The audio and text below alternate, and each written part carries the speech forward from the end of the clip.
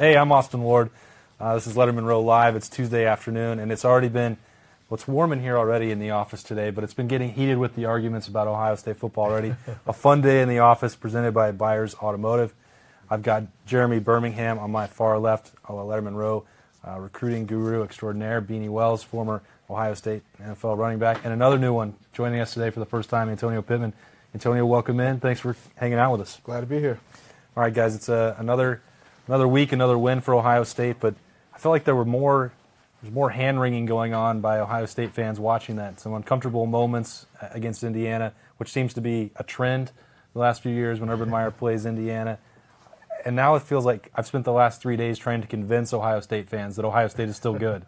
Like, why is there anybody panicking over this? There was coming off of Penn State. They win by 23 points. Yeah, the defense gave a couple more explosive plays, but I don't feel like there's any reason to panic here, Beanie. No, I mean, I think the fact that when you look at Ohio State and you look at the defense and you look at the fact that they gave up another 300-yard day to a quarterback through the air, they gave up some big runs on the ground. I think it's just the consistency of big plays that we've seen the past couple of weeks that cause people to panic. And when you're comparing Ohio State, who are you comparing them to? You're comparing them to Alabama and how they're doing down there, down south. And when you look at the comparisons between the two, Alabama is winning games head and shoulders above the rate in which Ohio State's on. That's one thing that I think is funny is that if you look just at Saturday, everybody said, oh, no, Ohio State's defense is not playing up to the standard. Well, Alabama gave up 31 to Arkansas, and nobody's panicked down there except Nick Saban.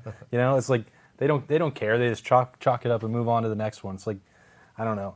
They're the two best teams in the country, right? I mean, I don't think there's any question about that. And you can't project what that game would even be like because they wouldn't play for 2 more months. Antonio, those teams can change a lot.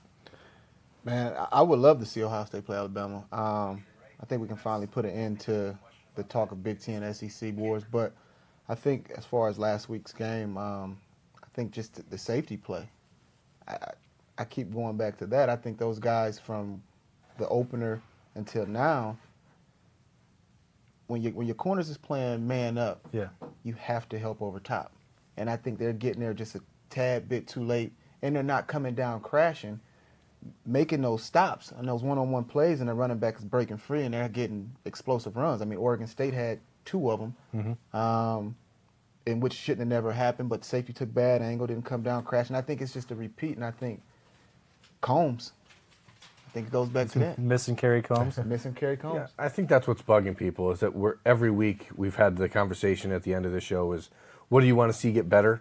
And we keep saying the same things, and it never gets better. So, you know, the thing we keep hearing from readers and fans is there has to be somebody better than Jocelyn Wint, or there has to be somebody better than Isaiah Pryor. But I'm here to tell you maybe there isn't, and that's why they're not playing. I mean, so I think if this was a quick fix, it would have been fixed already. And so absolutely, at this point, you every week try to see how the Buckeyes can improve. Last week, I think the hand-wringing in the first half especially was more about the offense not being able to impose their will against Indiana, which is a team that when you're dealing with a 6'7", 310-pound across-the-line offensive line, they should be able to physically manhandle a team like Indiana, and they couldn't. I think that's bothering people, but I know that Ohio State going into that game, the goal was we're going to go out there and use this game as sort of a litmus test for the offensive line to see where we're at. And you just got to get better because you're playing right now, and I know you don't ever overlook an opponent, but you're playing really right now for a 2-game regular season the rest of the way, and that's Michigan State and Michigan.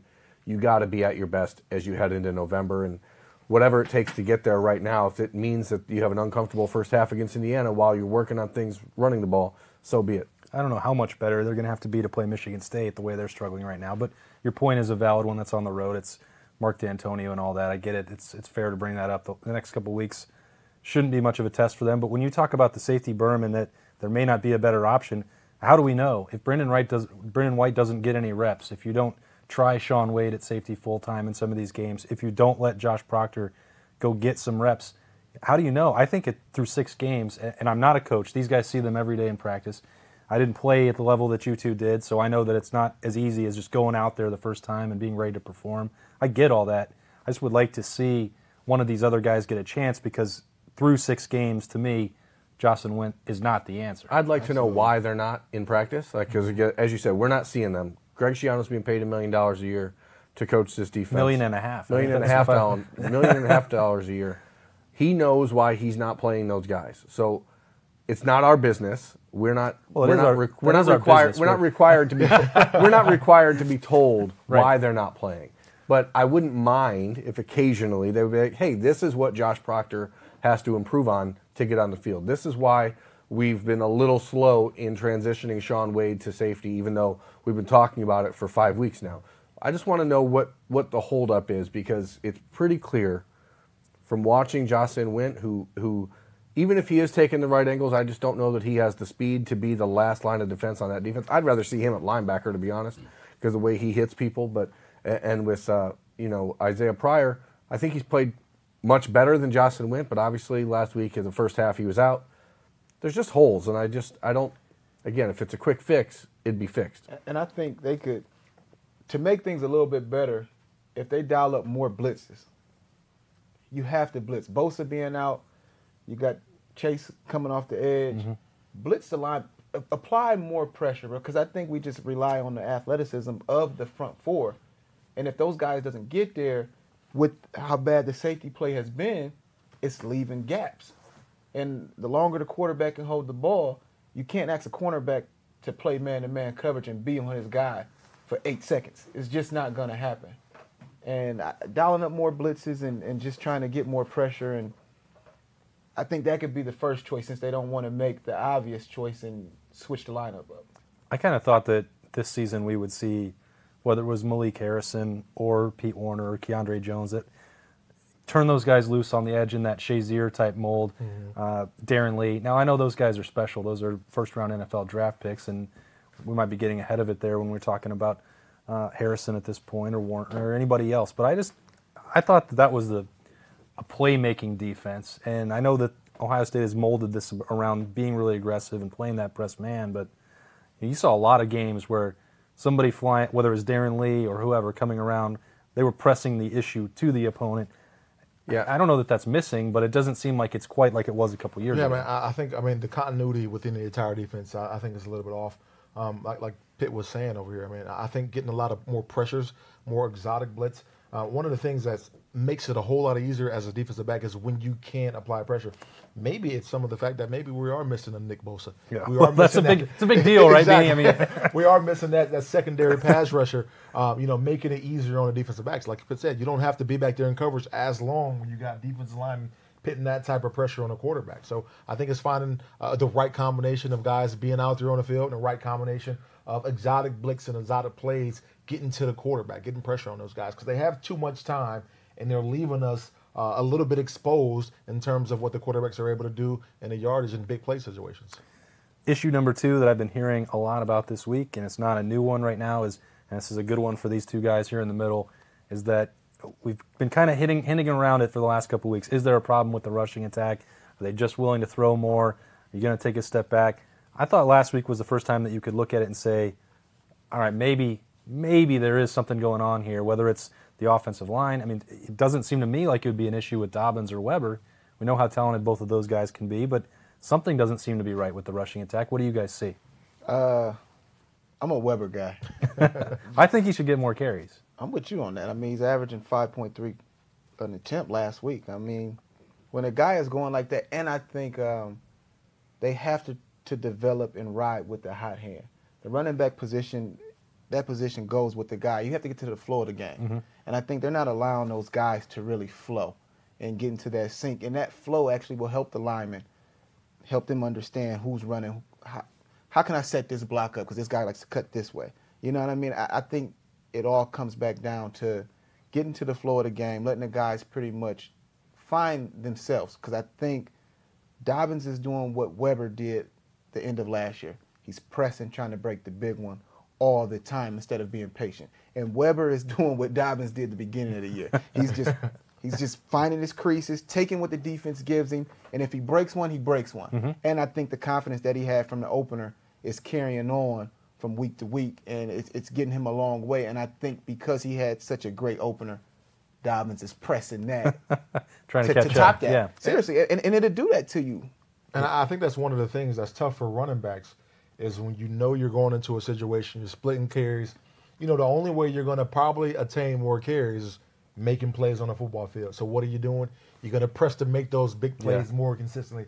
You're going to think that, maybe I can outrun a guy opposed to running my track and running the route, the right steps, and allowing the play to develop. Maybe I can outrun to the outside and maybe bust a play for 20 yards. Then the coaches maybe noticing me a little bit more. Now, I think Pitt's right in that assessment that, those guys are a little bit off balance in terms of, finding the flow of the game and getting more comfortable with their positions because they're going back and forth. I can tell you like this. No running back wants to go back and forth in a football game. You want to find I feel like I've heard this game. before. So let me get this straight. It's only worked one time. That's with Lindale and Reggie Bush. That's it. Totally different types of different types of I think that you have just been trying to find different guys to bring in here every week to find somebody to agree with you that says we need to stop rotating the backs. But listen, what it comes down to, as I see it, is that I don't know how much value the tight end is bringing Ohio State in the offense and the run game. Are they helping on the blocking game at all? I mean, why not just have Weber and Dobbins out there together and continue? This is a spread offense. This is a pass-heavy offense right now. You have your best options, your best weapons if you have those guys on the field at the same time. J.K. is turning into a really good pass catcher out of the backfield. Mike's very capable of doing that as well. Split them out. Just run the offense in a million different directions. That's what you're doing with the receivers anyway. The tight end play has been non-existent in the passing game, so who cares if they're out there? You really see that as a solution? Because I see it as a solution, but I don't see it as a potential use of a... You can, if you wanted the running game to take a step forward, you could easily do that by including more touches for Paris Campbell or KJ Hill, not Tate Martell. That's not... Oh, wait a second. See, I thought that's where we were going. I don't think getting involved in the running game helps. I think the runners need to run. I agree. They need more carries. And I think they need more carries. And I think they need to get in the eye and run that's the ball. not I know that's not going to happen. I'll tell you what frustrated me. They're not going to be under center. We know that. What would have frustrated me and what frustrated me last week and being on the field Saturday and watching it is I knew, again, pregame, I talked to people and they told me, we're going to try to pound it out today. We're going to come out. We're going to try to run the ball down their throats. So why not do that with your running backs? Why try to get the running game going by giving Dwayne Haskins carries? That does not make sense. You have two of the best running backs in the Big Ten, two of the best running backs in America, behind a 6'7", 310-pound offensive line. Give them the ball, run forward. A question that I have for all of you guys, and I know I'm not the only person to notice it. Has the continuity changed with the offensive play calls? Have we seen that? I mean, I gotta get a drink. We're starting to see quarterback runs. Wait a second. Urban Meyer pulling the reins from Ryan Day and maybe calling some of those plays. Wait, I got a phone call. Hold on. Take the camera away from me. I said that from the first three games. This offense could be something special if Urban doesn't come back in and run Urban offense. I felt like that. I think Urban's offense works best when he has a Percy Harvin type player. And he hasn't found that guy here. That hasn't been here. You know what I mean? That offense got rolling when Zeke started taking off. Mm-hmm. That's when that offense it started rolling. Zeke only had 800-something yards going into that Michigan game. And then he had two, yep. and so on and so on. And history wrote itself. But why did it take off? Because Zeke took off. He got the rolling. Or because defenses had to respect... They had to respect the run. The passing game down the field. Cardale. Oh, Cordell wasn't in that Michigan game until the end. He got in and he threw that one pass, and it was like, whoa. Everybody was kind of looking like, damn, we got this coming in next week versus Wisconsin. It was one of those type situations. But I agree, though. When Cordell came with that cannon and it opened it up, Wisconsin had to respect that. And Zeke's, a lot of his runs were untouched. Yeah. And it's people don't want to realize that dude is 220 coming at you full speed. Them safeties don't want to see that because Landon Collins didn't want none of that in the championship game. But let me reset it real quick, Pip. Sorry to interrupt you. It's Lettermen Row Live. We're brought to you by Byers Automotive on a Tuesday afternoon. I told you that things were going to get heated in here today. It wasn't just the temperature in October. We're having a good one. There's a lot to discuss right now. To Beanie's point, I feel like I remember exactly when that tweet came out when you asked the question, and it's Dwayne Haskins running into the line. He carried it 7 times on Saturday. They weren't all designed calls, but if you're asking me if I feel like Urban is stepping in a little too much with Wilson and Day, I honestly don't get that sense. Mm-hmm. I felt like they were searching so hard to try and find something to open up the box defensively. get people off of J.K. and Weber that they thought they might need to keep it one more time or 2 times with Dwayne Haskins. Like we've seen a lot of space in front of him where he's just told to hand it off every single time. Yeah. But I don't think that's the answer either. I also don't think that they need to look that hard for an answer because they threw for 455 freaking yards and 6 touchdowns. How's Alabama's offense right now geared? Are we talking about Alabama as a pound, or are we realizing that Alabama now understands they have a quarterback that can throw the football down the field, and now they're throwing the ball all over the field? You play to your strengths. And Ohio State right now, maybe the strength is that you have potentially the best quarterback in America, potentially the best group of wide receivers in America, 2 of the best running backs in America, out of the backfield catching the ball. Why not just keep doing that? Utilize it. We watched on Saturday, J.K. had the little swing pass early, wide open, huge play. Paris had the 71-yard touchdown on a little swing pass, wide open, huge play. They missed it again to J.K. later in the third quarter where he was wide open. Who cares? If you have to run the ball for 3rd and a yard, we might have some problems. But if you have Dwayne Haskins and all those weapons, throw the damn ball on 3rd and 1. I don't care. Just get a first down. Yeah, I don't think that those screens would be any less effective. Listen, you can't take it personally. As a running back. As a running back, do you want to win a game or do you want a 3rd and 1 carry? I want to carry because I'm gonna win the game. Well, all right. Seriously, it does something to the confidence of your runners. Well, in that instance, it's a lot harder to do that when you have a guy 5 yards deep and in a pistol formation instead of just lining it up under center and pound. I get it, but we know where we're at, right? That isn't going to happen. This isn't going to happen. They're not lining up under center. They're not putting a fullback out there. There's no Matt Calhoun coming. Okay, there's no Nikki Sualua walking through that door. I think we all just know after 15 minutes here that Pitt wants the I formation back. He wants Troy at quarterback. He wants to go back to 2006 here. No, that offense was great. I don't want to go back to that. I'm just not a fan of the spread offense, and that's just me and my beliefs and how I feel. It's your football DNA. We get it. I just don't see it because when it comes down to just football, and you have to get that yard, you're making it that much more complicated in that spread. You're not going to get an argument from anybody here, I don't think. I think the whole idea with the spread is that you're getting 8 yards a pop, so who cares if you need that one? But it seems like Ohio State keeps running into these situations where they need that one. And I don't know if that's because they're intentionally, and this is what I said to somebody on Saturday. I think Urban was trying to get his offensive line to man up on Saturday and said, we're just going to keep doing this until you guys can prove you can do it right. And maybe to what you guys are saying about the play calling, maybe that's a little bit of his stubbornness where this is the way he's always done it, and he's going to try to test them. But if you can test people at Ohio State right now in this part of the schedule is when you do it. Exactly. You want to do it versus the Indianas and the teams that you know you're supposed to beat. It's also a matter, too, of it's not like this team has suddenly stopped being able to convert any first downs, period. And I don't know that anyone wants to go back in time. Like, they didn't need to get under center and have a QB sneak with JT Barrett. They had QB counter. They had inside zone. They had all that stuff last year. And they converted a much greater percentage than anybody else in the country. So it's not like you can't do it from the spread. I'm not trying to change Pitt's mind about this or anything, but they have solutions. And I think that some of this, when you get in third and 1 or 4th and 1, is that Urban is still maybe trying to adjust. To your point, Beanie, is he involved in that? Is he uncomfortable with having to go to a pure passing offense? And I mean, he seems to be. I don't know that he's trying to stand in the way, but you could probably tell sometimes that he's fighting. Look, he's the head coach. It's his team, essentially. Yeah. So he's going to do what he wants to do, and you got to understand that. And if that means stepping in and maybe taking the reins back a little bit, then so be it. It's just that obviously we as fans, we as people that evaluate the game, we noticed a little bit of a difference than what we saw in the first couple of games. Beanie, how big are you? 6'2", what? How big am I right now? Yeah. Put me on the spot right now. Let's go back to 2000. What day does he get to pick? Let's go to 2006. Okay. How big were you? 2006, I was 235. At what? 6'2", 235. 6'2", yeah. What about you, Pitt? $182. At what? 6'1"? About 5'10". Okay, so you were Mike Weber, right? If you had this in the backfield, it's a lot easier to get a yard, right? Mm-hmm. No, that's why you needed a fullback. He didn't. I'm running me. You needed a fullback. These guys don't.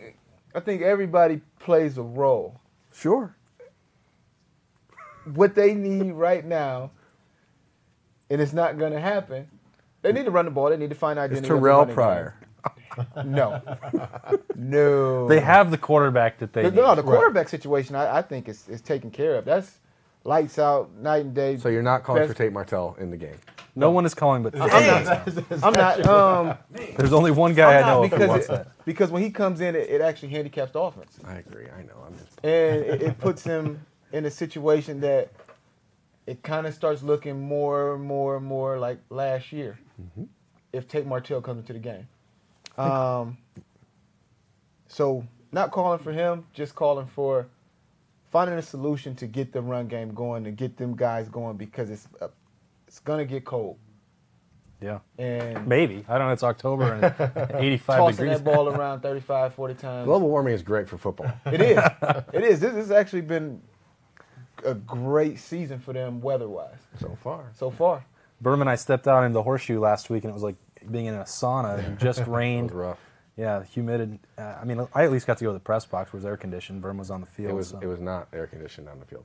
I wonder, that's got to be weird, though. You're getting a Big Ten season, and now it's 85 degrees outside. Like, Real weird. It won't be Saturday. Let's move on. Because we know we're not changing Ohio State's offense, right? Like, this is how. why would we need to? They just scored 49 points.